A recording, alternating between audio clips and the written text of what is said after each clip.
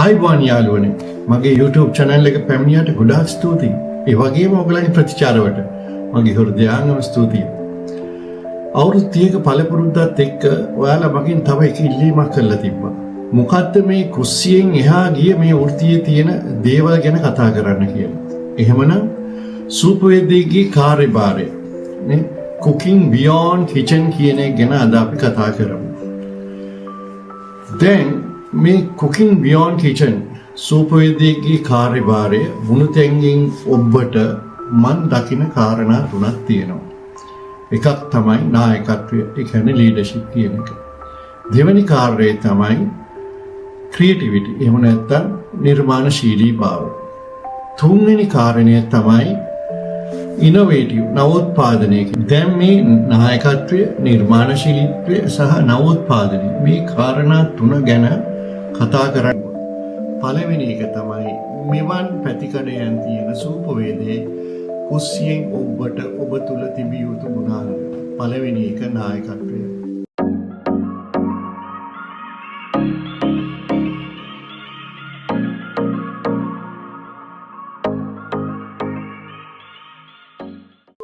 දැන් මේකෙදි නායකත්වය ගැන කියද්දි මට මගේ ගුරුන් දීපු එක දෙයක් තියෙනවා. එකක් තමයි කටට විතරක් නෙමෙයි හිතටත් උයන්න කිව්වා. ඇයි මේ දේවල් කිව්වේ?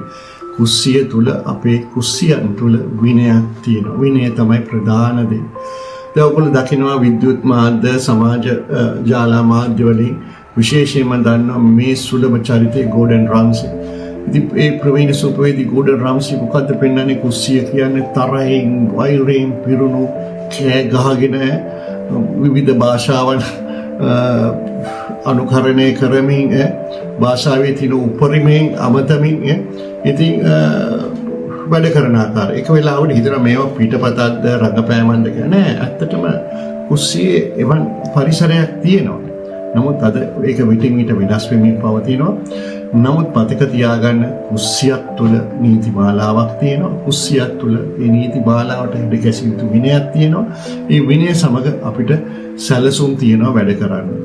ඉතින් නායකත්වයේදී මේ දේවල් ඉතාමත් වැදගත් වෙනවා. නායකත්වයේදී තව කාරණා කීපයක් තියෙනවා. එකක් තමයි තමුන්ගේ කණ්ඩායම හඳුන ගන්න ඕන. තමුන්ගේ ඔවුන්ගේ ශක්තියින් මොනවද, ඔවුන්ගේ දුර්වලතා මොනවද, ඔවුන්ට ඔබෙන් අවශ්‍ය වෙන්නේ මොකක්ද කියන එක. ඊළඟ නායකත්ව ගුණාංගය මම හිතන්නේ අපි ඔවුන්ට ආදර්ශයක් විය යුතුයි. ඔබත් වෙහෙසිලා වැඩ කරන්න ඔවුන් හා සමානව ඒකයි. මම මෙහිදී එක කාර්යයක් මට මතක් වෙනවා ඔබත් සමග බෙදා හදාගත යුතු.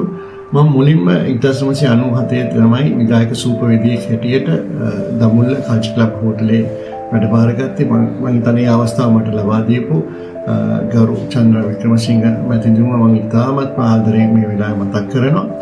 1997 දී මම හිතන්නේ දමුළු ඉඳන් කණ්ඩායමක් අරගෙන අපි කොළඹ මේ අපේ ෂෙෆ් ගිල් කම්පිටිෂන් එකට ආවා. ඒකී ලැබපු ජයග්‍රහණ මම හිතන්නේ ඒව තමයි මගේ ජීවිතයේ එක්තරා විදිහක එක සංවිස්ථානය.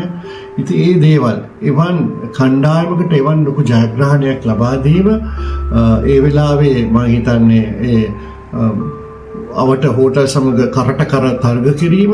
ඉතින් මේ දේවල් මම හිතන්නේ මම ලැබපු ලොකු ජයග්‍රහණයක්. මම වගේම මගේ කණ්ඩායම ලැබපු ලොකු ජයග්‍රහණයක්. මම කිව්වා දැන් නායකත්වයේ කාරණා තුනක් ඔබට මම කිව්වා. එකක් තමුන්ගේ ටීම් එක අඳුන ගන්න ඕනේ, තමුන් ආදර්ශයක් වෙන්න ඕනේ, තමුන් හොඳට ඒ දේවල් sannivedanaya කතා කළ යුතුයි. ඊළඟ කාරණේ තමයි වගකීම් බෙදලා දෙන්න. විතරම තමුන්ට අවශ්‍ය කරන දේවල් ඒ වගකීම් බෙදලා දීම ඉතාමත් වැදගත් දෙයක්.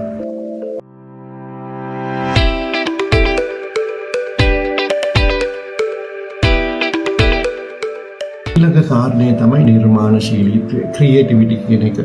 ඒ කියන්නේ අලුත්ම දෙයක් හදන එක නෙමෙයි ක්‍රියේටිවිටි කියන්නේ. ඒ කියන්නේ අලුත් දෙයක් විදියට හිතන එකත් ක්‍රියේටිවිටි.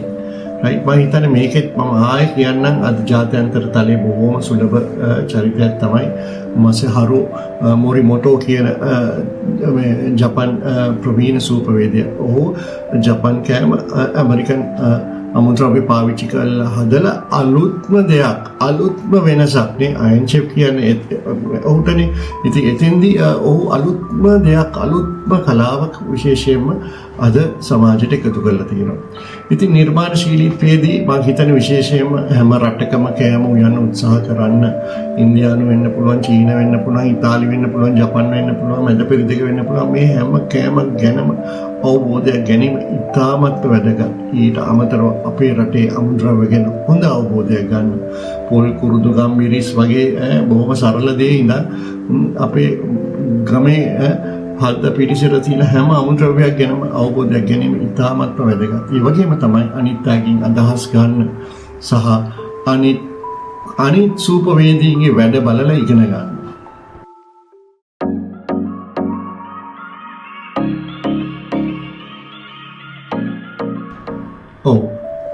අන්තිම තුන්වෙනි කාරණය තමයි නවෝත්පාදනය. එහෙම නැත්නම් ඉනෝවේෂන් කියන එක. ඉනෝවේෂන් කියන්නේ මොකද්ද?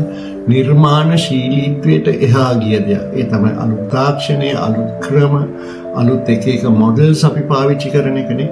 දැන් මෙතෙන්දි තියෙනවා අපේ සුපවේදයේ එක්තරා අග්‍ර කොටස් කීපයක් වෙනවා. ඒ තමයි මොලිකියුලර් ගැස්ට්‍රොනොමි කියන එක. දැන් මේකත් අපි බලමු පහුගිය එන අවස්ථාවලදී මගේ ගිය වීඩියෝ එකෙත් මම කතා කරා.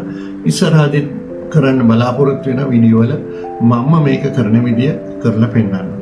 ඒ වගේ තමයි ඉතින් මේ නවෝත්පාදන මාර්ග මොනවද? ඒකමයි අලුත් ක්‍රම දැනගන්න ඕනේ. සූවීඩ් කියන ක්‍රමයට බලන්න. ඒ වගේම ස්මෝකින් නේ අද ස්මෝකින් පාවිච්චි වෙනවා. රයිට්. ඒ වගේම තමයි පරිසරයකට හිතවාදී විදිහට කෑම බලන්න. ආහාර නාස්තිය අඩු කරන ක්‍රම ගැන හිතන්න සුපවේදයක් හැටියට. මගේ ජීවිතේ එක දෙයක් මට මතක් වෙනවා. මහාචාර්ය අපේ චන්දන ජයවර්ධන එතුමා නිතරම කියපු දෙයක් තමයි දේවල් කොපි කරන්න, නමුත් කොපි කිරීමෙන් ඒ දේ අලුත් දෙයක් එකතු කරන්න. මගේ හෝටල් පාසල් ජීවිතය තුළ මම ඔහුගෙන් ලැබපු ඒ අත්දැකීම් සමග මට මතකයි මම හැදුවා රිසතෝ එකට මම එකතු කරා පෝල් කිරි. අර රිසතෝ එකේ අනන්‍යතාවය තියාගෙන අලුත් දෙයක් මම නිර්මාණය කරා. නමුත් අර රිබන් එකට රිසතෝ කියලා හැඳින්වුවේ නැහැ. මම ඒකට කිව්වේ මොකද්ද? ලංකා පොල් අරිසි කියලා. අපේ දේශීයත්වයේ ඒ නමත් පාවිච්චි කරලා මම ඒ දේ වෙනම විදිහට හැදෙනවා. නමුත් ඒකේ මූල ධර්මය න්‍යාය උනේ රිසතෝ. ඔය ඉතින් මේවල පොඩි අවදානම් කීපයක්ත් තියෙනවා නේ. මුල්තැන්ගෙන් එහා ඔබට යන්නේ පොඩි අවදානම් අපි ඉක්මනට ප්‍රතිඵල බලාපොරොත්තු වෙනවා. ඉක්මනට ප්‍රතිඵල බලාපොරොත්තු නම් වෙන්න එපා. අනිත් එක තමයි හරි දේවල් හරියට ඉගෙන ගන්න. මූලික දේවලුත් හරියටම ඉගෙන ගන්න. ඉතින් මේවා ඉතාමත් වැදගත්. ඒ වගේ තමයි ඔයගලන්ගේ සෞඛ්‍යය. ඒකත් වැදගත් වෙනවා. එකම දෙයකටම ගොඩාක් වෙලාවට කුස්සිය වැඩ කිරීම බොහොම අමාරු කාර්යයක්. නමුත් සෞඛ්‍ය ඉතාමත් වැදගත්. අනිත් එක තමයි මම දන්නවා අද මුදල් අවශ්‍ය හැමදේම. නමුත් සල්ලි වලට මුතන දෙනවට වඩා අත්දැකීම් වලට මුතන දීම මේම වෘත්තියේ ඔබේ ස්ථාවරත්වයට වැදගත් වෙන කාරණය. අනිත් එක තමයි සෙල්ෆි වලට වඩා ස්කිල්ස් වැදගත් වෙනවා. මේ අපි නිතරම මම හිතන්නේ මේකේ ලොකු අරුතක් තියෙනවා. ඔබේ තේරුම් ගනි. ඒක ඉතාමත්ම වැදගත් මේ කුස්සියෙන් ඔබට යන ගමනේදී. අවසන් වශයෙන් කෑම හදන එක කියන්නේ කලාවක්, විද්‍යාවක්, කතාවක් කියන එක දැන් මේ විනාඩි කිහිපෙන් ඔයාලට තේරුම් ගන්න ඇති කියලා මම හිතනවා. එහෙමනම් ප්‍රශ්න තියෙනවා නම් පොඩි කමෙන්ට් එකක් දාන්න, සබ්ස්ක්‍රයිබ් කරන්න. ආයෙත් මේ වගේම වීඩියෝ එකකින් ඔයගොල්ලෝම හම්බ වෙනවා. බොහොම ස්තුතියි.